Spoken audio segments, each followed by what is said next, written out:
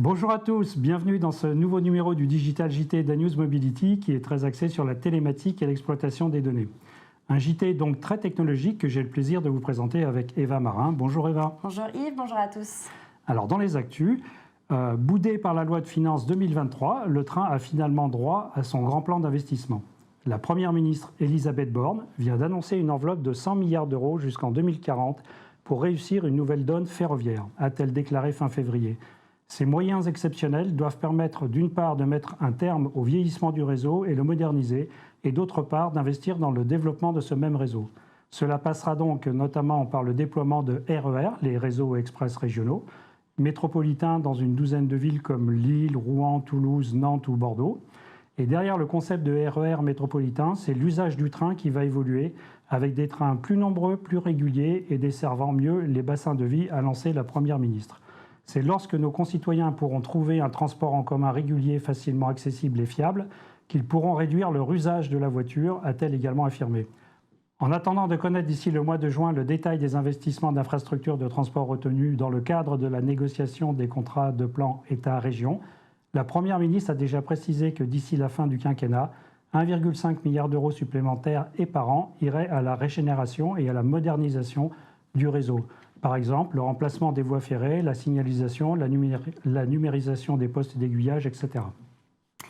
Dans le droit fil des annonces d'Elisabeth Borne sur le ferroviaire, le gouvernement a lancé ces derniers mois une série de plans concernant le vélo, la marche ou encore le covoiturage et l'autopartage afin de décarboner les transports, premier secteur émetteur en France. Il travaille aussi à la mise en œuvre d'un dispositif de location de véhicules électriques longue durée à moins de 100 € par mois, dont la réelle opportunité et efficacité restent pour nous à démontrer. Enfin, si la Première ministre a dit vouloir mettre à contribution les secteurs les plus émetteurs de gaz à effet de serre comme l'aérien et ceux qui dégagent des profits importants comme les sociétés d'autoroutes pour financer ce plan, elle n'a pas du tout évoqué les projets d'extension d'aéroports actuellement en cours et qui devraient sérieusement faire parler d'eux. Alors la CNIL maintenant, elle réouvre les discussions sur les données récoltées par les véhicules connectés.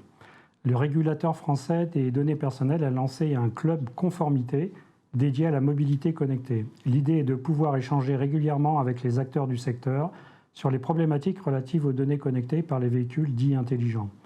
Par ailleurs, la durée excessive de conservation des données pendant toute la durée de la relation commerciale avec le client, mais aussi 3 ans après la fin de la location du véhicule, constituait une entorse à l'article 5.1e du RGPD. La CNIL avait volontairement décidé de rendre la décision publique pour envoyer un message à tous les acteurs du secteur.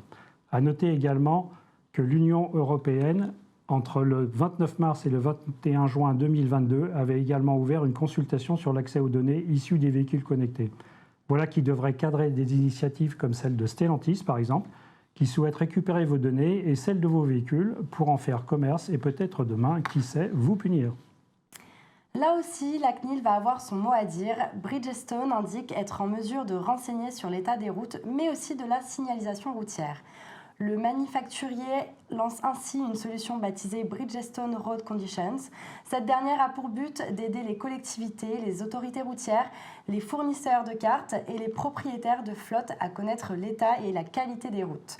Cela fonctionne à l'aide de capteurs et des données télématiques en provenance des véhicules connectés à sa solution de gestion de flotte WebFleet, dont la localisation, les dégradations de la chaussée, telles que les nids de poules, les fissures et les plaques d'égout. Un algorithme d'intelligence artificielle permet même de définir la gravité des irrégularités.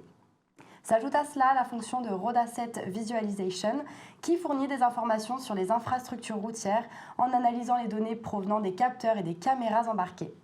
À voir ce qui fera doublon ou non avec les systèmes déjà existants à bord des véhicules. Quelques brefs maintenant, Eva ? Après l'Italie, la Pologne et la Bulgarie, c'est au tour de l'Allemagne de refuser la disparition de la vente des véhicules à moteur thermique en 2035.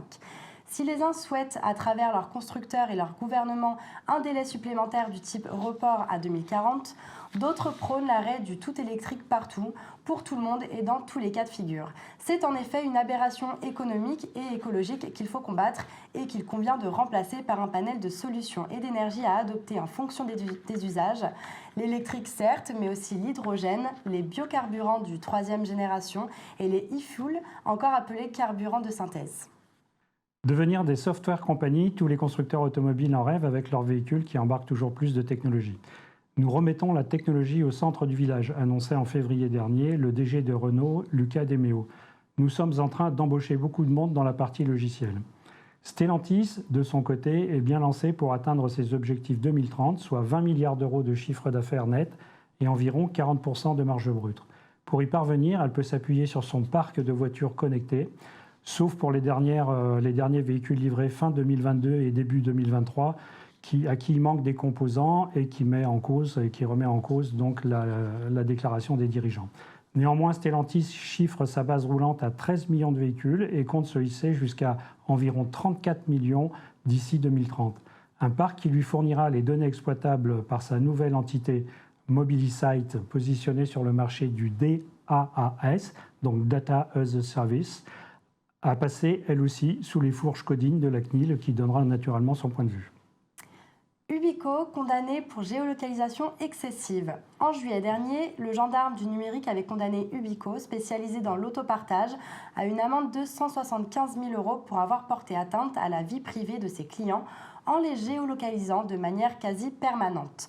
La start-up avait assuré que cela permettait simplement de retrouver le véhicule en cas de vol ou de porter assistance aux clients en cas d'accident, mais le régulateur a considéré qu'aucune de ces finalités ne justifiait une géolocalisation aussi fine et intrusive. À noter également que la durée de conservation des données, comme évoqué plus haut par la CNIL, a également été remise en question dans ce cas précis. Alors, quelques chiffres et données pour finir. Première donnée, Google travaille sur une intelligence artificielle capable de comprendre les 1000 langues les plus parlées au monde. Oui, vous avez bien entendu, les 1000 langues les plus parlées. Google a déjà annoncé avoir entraîné son modèle de langage sur 12 millions d'heures de parole et quelques 28 milliards de phrases couvrant plus de 300 langues, l'objectif étant donc d'en atteindre prochainement 1000. Il est d'ores et déjà capable de reconnaître automatiquement en audio des langues courantes comme l'anglais ou le mandarin, mais aussi d'autres plus rares. En plus de ces fonctionnalités, l'outil de traduction, cette intelligence artificielle, ouvrirait des perspectives assez énormes. Elle pourrait même à terme être intégrée à des objets connectés comme des oreillettes ou des lunettes.